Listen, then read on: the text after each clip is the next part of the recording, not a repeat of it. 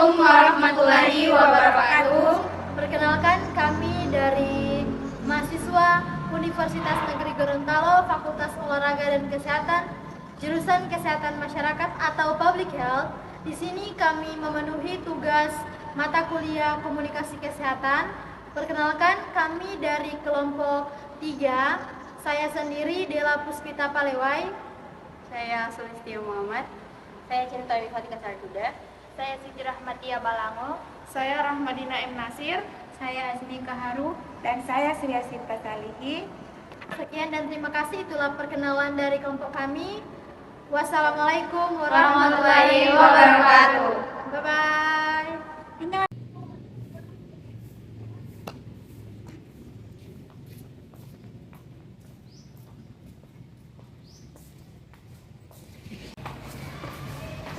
Assalamualaikum warahmatullahi wabarakatuh. Waalaikumsalam warahmatullahi wabarakatuh. Baik, Ibu-ibu, saya bersama rekan-rekan saya di sini akan memberikan penyuluhan tentang bahaya narkoba dan juga bahaya rokok bagi kesehatan kita semua. Baik, sebelum kita lanjut atau sebelum kita masuk, perkenalkan, kami bertiga dari mahasiswa Kesehatan Masyarakat Universitas Negeri Gorontalo. Perkenalkan, saya Dela Puspita Palewai dan rekan saya Sulistia Muhammad. Dan saya Rahmadina M. Nasir. Jadi di episode-nya saya akan menjelaskan dan kalian tahu bahwa bahaya narkoba bagi kesehatan kita semua. Apa sih itu narkoba dan dampaknya? Narkoba memiliki daya adiksi atau ketagihan, daya toleran, dan daya habitual atau kebiasaan. Jadi orang yang mengkonsumsi itu narkoba, dia itu sudah punya kebiasaan yang sangat kuat sehingga menyebabkan pemakaian narkoba tidak bisa lepas atau bisa disebut dengan ketergantungan terhadap narkoba.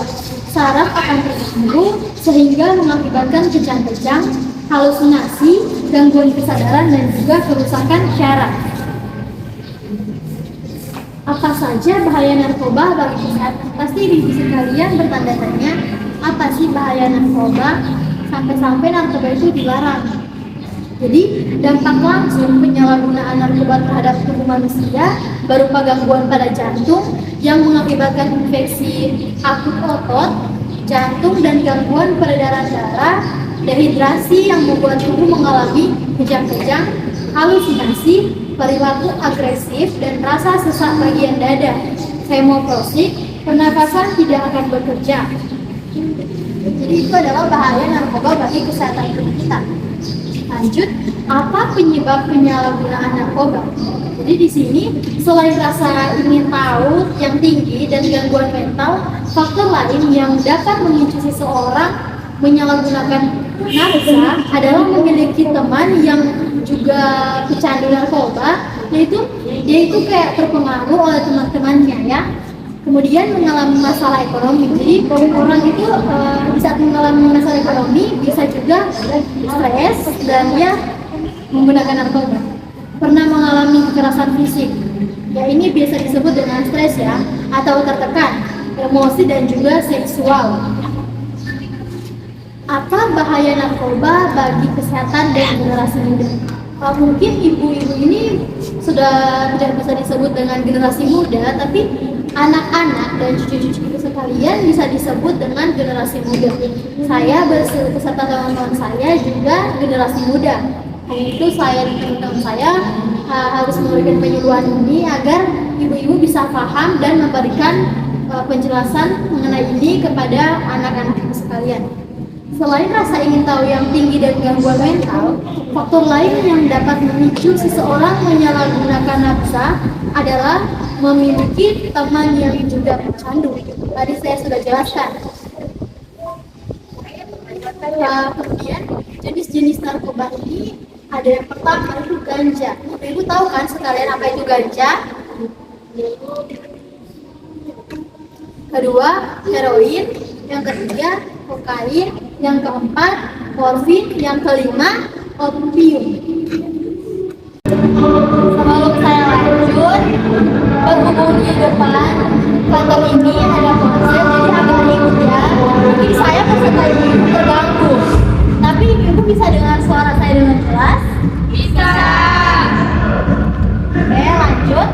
Berikut beberapa penyakit yang ditimbulkan oleh rokok. Nah, untuk rokok ini akan dijelaskan atau akan diberikan pemahaman kepada ibu-ibu oleh teman saya. Jadi ibu-ibu, berdirinya saya di sini, saya ingin menyambung materi dari rekan saya tadi. Selanjutnya itu materi tentang rokok. Rokok merupakan pabrik bahan kimia berbahaya. Hanya dengan membakar dan menghirup sebatang rokok saja dapat diproduksi lebih dari 4.000 jenis bahan kimia. 400 diantaranya beracun dan 40 diantaranya bisa berakumulasi dalam tubuh dan dapat menyebabkan kanker. Nah, yang perlu ibu ketahui, rokok itu juga termasuk zat adiktif karena dapat membahayakan adiksi atau ketagihan dan dependensi atau ketergantungan bagi orang yang menghisapnya. Dengan kata lain, rokok termasuk golongan nafsa atau narkotika, psikotropika, alkohol, dan zat adiktif. Penyakit yang ditimbulkan oleh rokok, kebiasaan merokok dapat menyebabkan berbagai penyakit, bahkan bisa menyebabkan kematian. Apa saja sih beberapa penyakit yang dapat ditimbulkan oleh rokok? Yaitu rambut rontok, katarak kulit, keriput, hilangnya pendengaran, kanker, karies emfisema, kerusakan paru, berisiko tinggi terkena kanker paru-paru dan jantung. Kemudian osteoporosis, tua lambung, diskolori, jari-jari kanker, uterus, kerusakan sperma, dan penyakit Berger. Ibu sekalian, teman-teman saya dan saya juga sudah memberikan pemahaman mengenai bahayanya narkoba bagi kehidupan kita, bagi kesehatan tubuh kita. Jadi saya yakin dan percaya bahwa ibu-ibu sekalian pasti memiliki atau mempunyai banyak sekali pertanyaan yang ada di dalam pikiran ibu-ibu sekalian. Mungkin salah satu dari ibu-ibu sekalian ada yang mau bertanya mengenai yang tadi sudah saya dan teman-teman saya jelaskan, atau mungkin ada yang belum kami jelaskan, terus ibu-ibu mempunyai rasa ingin tahu. Ingin bertanya, bagaimana cara membujuk seseorang agar mau direhabilitasi? Yaitu mau sembuh tapi dia takut dan malu karena kalau orang-orang tahu dia itu dalam proses pengobatan dari jerat narkoba. Jadi sesuai pertanyaan dari Ibu Asmi tentang bagaimana cara membujuk seseorang agar mau direhabilitasi. Jadi dia sebenarnya ingin sembuh, tapi malu kalau orang-orang tahu dia sedang dalam pengobatan dari jerat narkoba. Jadi segera lakukan intervensi secepatnya, memberikan dukungan dan selalu menekankan bahaya atau efek buruk dari penyalahgunaan narkoba tersebut. Dengar ya ibu-ibu, perhatian di sini dulu sebelum mengakhiri pertemuan kita pada kali ini, pada hari ini. Apakah masih ada pertanyaan? Saya yakin pasti masih banyak pertanyaan. Silakan. Ada? Saya. Silakan. Pertanyaan saya, bagaimana cara menghentikan kebiasaan merokok? Akan dijawab oleh rekan saya. Silakan Rahmadina. Baik, sesuai dengan pertanyaan Ibu Tiara tentang bagaimana cara menghentikan kebiasaan merokok.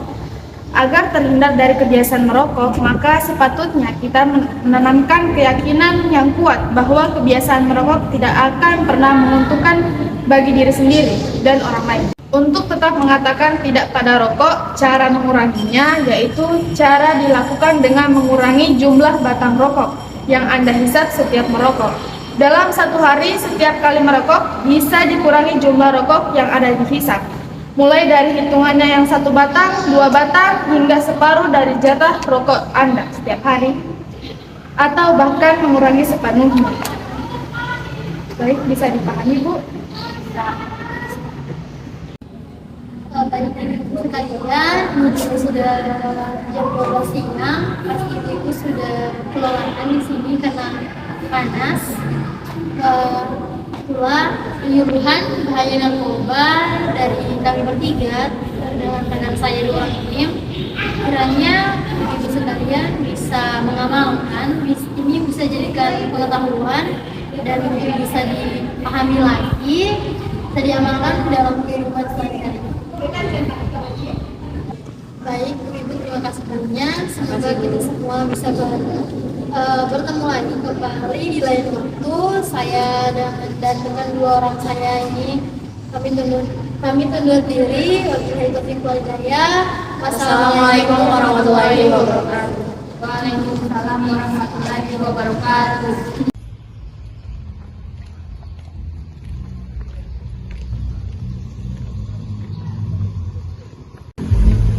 Tani, lo dengar-dengar kesana sosialisasi tadi itu ngapain suami ini kuat baroko. Sri, daripada nggak bawa urus kita ke suami ini nggak urus kesana apa ngapain amis yang dia bawa rokok di balakan sekolah. Sampai kita. Cinta tunggu. Dia gue bikin masuk cintaan itu ada togor-togor kesana tidak mau badengar.